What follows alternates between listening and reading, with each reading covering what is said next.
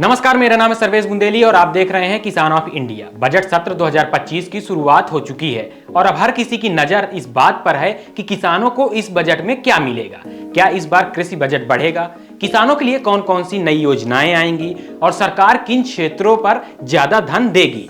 इस बार का बजट काफी अहम होने वाला है। संसद के दोनों सदनों के संयुक्त सत्र में राष्ट्रपति द्रौपदी मुर्मू ने अपने अभिभाषण से इसकी शुरुआत की। 1 फरवरी 2025 को वित्त मंत्री निर्मला सीतारमण बजट पेश करेंगी। यह उनका लगातार 8वां बजट होगा। इस बार कृषि और इससे जुड़े क्षेत्रों के लिए ज्यादा बजट आवंटन होने की संभावना है। विशेषज्ञों का कहना है कि इस बजट में दलहन और तिलहन मिशन, ऑर्गेनिक और नेचुरल फार्मिंग, जलवायु परिवर्तन से निपटने के लिए खास योजनाएं लाई जा सकती हैं। इसके साथ ही डिजिटल कृषि, स्मार्ट फार्मिंग और कृषि क्रेडिट कार्ड के विस्तार पर भी ध्यान दिया जा सकता है।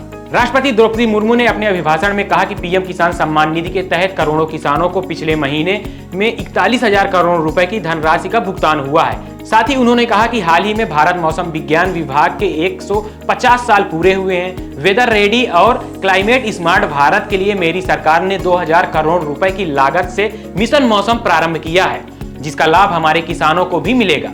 बाबा साहब अम्बेडकर के विजन पर चलते हुए देश के सूखाग्रस्त इलाकों में सिंचाई और पीने का पानी उपलब्ध कराने के लिए मेरी सरकार ने 2 ऐतिहासिक रिवर इंटरलिंकिंग परियोजना पर काम आगे बढ़ाया है। 44,000 करोड़ रुपए से अधिक लागत की केन बेतवा लिंक परियोजना में मध्य प्रदेश और उत्तर प्रदेश के लाखों ग्रामीण भाई बहनों को लाभ मिलेगा। संशोधित पार्वती काली मेघ चंबल लिंक परियोजना से राजस्थान और मध्य प्रदेश में सिंचाई और पीने के पानी की आवश्यकता की पूर्ति होगी। पोलावरम सिंचाई परियोजना को पूरा करने के लिए 12,000 करोड़ रुपए की अतिरिक्त राशि भी स्वीकृत की गई है। कृषि सखियां नेचुरल फार्मिंग को बढ़ावा दे रही हैं और पशु सखियों के माध्यम से हमारा पशुधन मजबूत हो रहा है। ड्रोन दीदी योजना महिलाओं को आर्थिक और तकनीकी सशक्तिकरण का माध्यम बना है।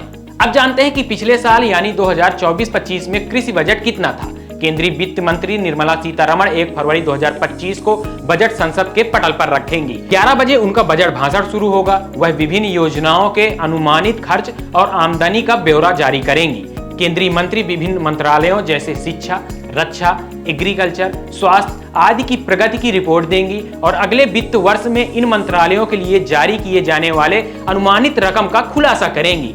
हर साल केंद्र सरकार अपने विभागों और मंत्रालयों के लिए बजट के जरिए खर्च और कमाई की रूपरेखा तय करती है, योजनाओं के लिए जरूरी रकम जारी करती है और उनके लिए बजट तय किया जाता है। ठीक इसी तरह एग्रीकल्चर बजट यानी कि कृषि बजट के लिए योजनाओं और विकास के लिए बजट तय किया जाता है। एग्रीकल्चर बजट का उद्देश्य ग्रामीण अर्थव्यवस्था को बढ़ावा देना है। सरकार कृषि क्षेत्र की कई योजनाओं को किसानों, ग्रामीणों तक पहुंचाने के अपने उद्देश्य को पूरा करने के लिए एग्रीकल्चर बजट के तहत आमदनी और खर्च की जाने वाली रकम निर्धारित करती है।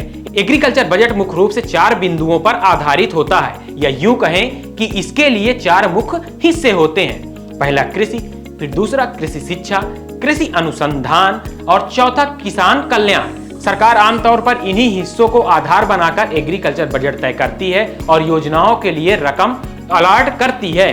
केंद्रीय वित्त मंत्री निर्मला सीतारमण पिछला बजट 23 जुलाई 2024 को पेश किया था, क्योंकि यह चुनावी साल था। चुनावी साल में अमूमन बजट 2 बार आता है, एक अंतरिम बजट और दूसरा पूर्ण बजट आता है। वित्त मंत्री निर्मला सीतारमण ने साल 2024-25 के लिए कृषि और उससे जुड़े क्षेत्रों के लिए 1.47 लाख करोड़ से बढ़ाकर उसका बजट 1.52 लाख करोड़ रुपए तय किया था। कृषि बजट और खेती किसानी से जुड़ी जानकारी के लिए देखते रहिए किसान ऑफ इंडिया। नमस्कार।